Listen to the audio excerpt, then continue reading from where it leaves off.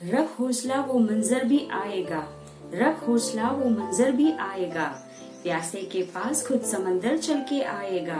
थक कर ना बैठ ए मंजिल के मुसाफिर, थक कर ना बैठ ए मंजिल के मुसाफिर, मंजिल भी मिलेगी और मिलने का मजा भी आएगा। जी हाँ दोस्तों, मैं हूँ आपकी दोस्त काजल और मेरी चैनल में आपका बहुत बहुत स्वागत है। अभी हमने जो लाइन सुनी, आइए उसी पे छेड़ते हैं एक छोटी सी बात चाय के साथ।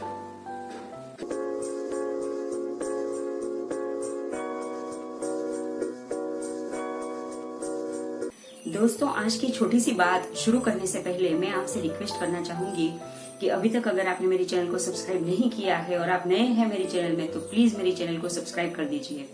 चलिए सुनते हैं आज की कहानी।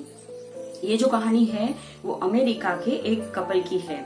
ये जो कपल था उसमें हर रोज काफी झगड़े होते रहते थे, अनबन होती ही रहती थी और बात डाइवोर्स तक पहुंच गई। दोनों का तलाक हो गया और तलाक के वक्त पति को पत्नी को एक अमाउंट देनी थी, सर्टेन अमाउंट देनी थी। वो अमाउंट इतनी ज्यादा थी कि जब उसने अपनी पत्नी को वो अमाउंट पे की और उसके बाद अपनी जेबें टटोली तो उसके पास सिर्फ $70 बचे थे। जी हाँ, वो जो आदमी था उसने पीछे मुड़कर अपनी जिंदगी को देखा। उसके पास कुछ भी नहीं बचा था, ना तो उसकी पर्सनल लाइफ बची थी, ना तो कोई रिश्ते बचे थे और ना तो उसके पास पैसे बचे थे। कुछ भी तो नहीं था उसके पास। तो उसको अपनी जान दे देने का ख्याल आया। उसने सोचा कि अब जीने का तो कोई फायदा नहीं है, क्योंकि पत्नी भी नहीं है, ना तो कोई रिश्ते हैं, ना तो पैसे हैं, तो फिर जी के क्या करूंगा, तो मैं अपनी जान दे देता हूँ, वही मेरे लिए बेहतर रहेगा। फिर उसको जब मरने का ख्याल आया, उसके तुरंत बाद एक ख्याल आया कि मेरे पास अभी $70 बचे हैं, तो उसका मैं क्या करूंगा। मरने से पहले चलो कुछ ना कुछ जिंदगी के मजे ले लूं, इसमें से जो भी कर सकता हूँ तो कर लूं। उसने सोचा कि कसिनो में जाकर चलो जुआ खेलते हैं, उसके बाद मरना तो है ही। यही सोच के वो पहुंचा कसिनो में। जैसे ही वो कसिनो में पहुंचा और वहां जाकर उसने देखा तो वहां बड़ी लाइन थी, तो वो पास में खड़ा होकर अपनी बारी का इंतजार करने लगा। तो वहीं पास में उसने न्यूज़पेपर देखा, तो टाइम पास करने के लिए वो न्यूज़पेपर उसने रीड करने के लिए हाथ में लिया। जैसे ही उसने न्यूज़पेपर खोला, उसको एक बड़ी सी खबर देखने को मिली। उसमें गवर्नमेंट ने ये ऐलान किया था कि गवर्नमेंट जो है वो एक बड़ी सी खदान को, गोल्ड माइन को नीलाम करना चाहती है।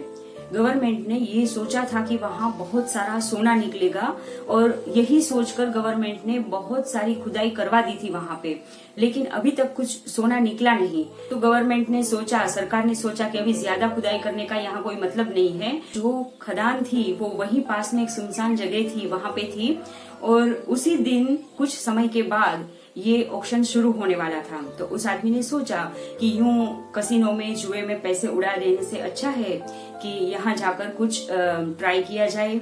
उसका दिमाग कुछ ठीक चल नहीं रहा था, उसको समझ में नहीं आ रहा था कि ये करूं या ये करूं। तो कसिनो से निकलकर वो सीधा उसी जगह पे पहुंच गया जहाँ ये ऑक्शन शुरू होने वाला था। जगह तो बिल्कुल पास में ही थी और बस चल के वो वहां पे पहुंच गया। वहां जाकर उसने देखा तो वो सिर्फ अकेला ही वहां पहुंचा था, वहां और कोई भी ऑक्शन के लिए आया ही नहीं था।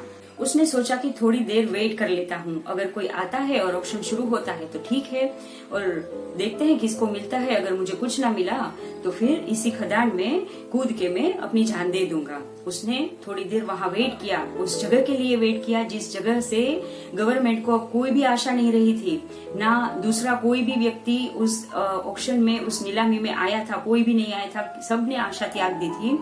और इस वजह से वो जो पूरी खदान थी, इतनी बड़ी खदान थी, वो सिर्फ $70 में उस आदमी को मिल गई, क्योंकि वहां और कोई आया ही नहीं और गवर्नमेंट को भी वो खदान अभी नहीं चाहिए थी।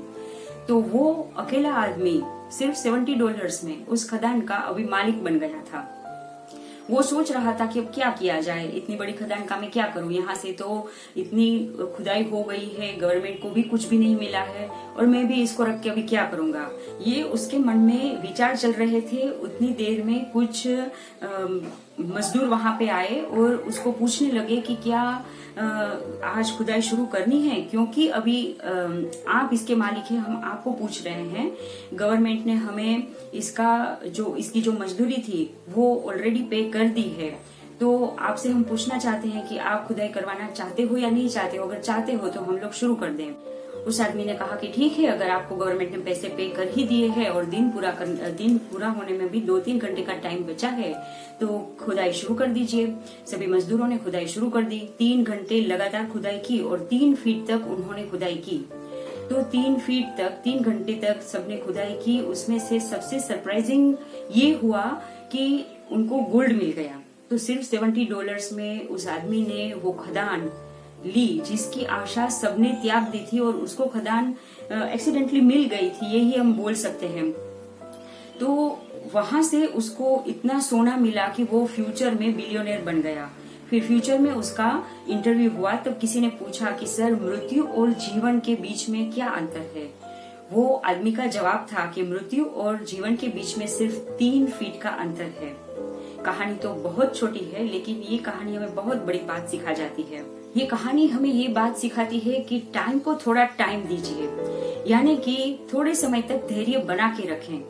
कई बार कई लोगों के साथ ऐसा होता है कि बहुत ही बुरे वक्त में वो लोग चले जाते हैं। कुछ एक चीज ठीक करने जाए तो उसके बाद ऐसी 1000 चीजें उनको दिखती हैं जो बिगड़ती ही जाती है। कुछ मैनेज ही नहीं हो पाता है। वो लोग सब कुछ मतलब आशा त्याग देते हैं, बिल्कुल निराशा में चले जाते हैं। तो अगर हमारी जिंदगी में ऐसा टाइम आए तो हमें थोड़ा धैर्य बनाए रखना है, थोड़ी जो हमारी आशा है उसको नहीं छोड़ना है। कहानी में भी उस व्यक्ति के साथ ऐसा हुआ कि उसने सारी आशा त्याग दी थी, उसके पास कुछ भी नहीं बचा था। उसने तो जीने की आशा भी छोड़ दी थी, उसको जीना भी नहीं था। लेकिन भगवान के पास उसके लिए कुछ अलग ही रास्ता था, भगवान ने कुछ अलग ही उसके लिए सोचा था। तो कुदरत ने हमारे लिए कुछ न कुछ सोच के रखा है। हमारी जिंदगी में कुछ न कुछ आगे चलकर ऐसा होगा जो हम सोच भी नहीं सकते हैं। हमारा टाइम आएगा, लेकिन उसके लिए हमें धैर्य बनाकर रखना पड़ेगा, और आशा जो है वो हमेशा बरकरार रखनी है, कभी निराश नहीं होना है। इस छोटी सी बात के साथ आज का ये वीडियो यही खत्म करते हैं। अपनी फैमिली के साथ प्यार से जिए और धैर्य बनाकर रखें। हमारा टाइम आएगा, उस टाइम हमें बहुत जी भर के अपनी जिंदगी को जीना है। उसके लिए आशा कभी भी नहीं खोना है। इसी बात के साथ आज का वीडियो यही खत्म होता है। देखने के लिए धन्यवाद।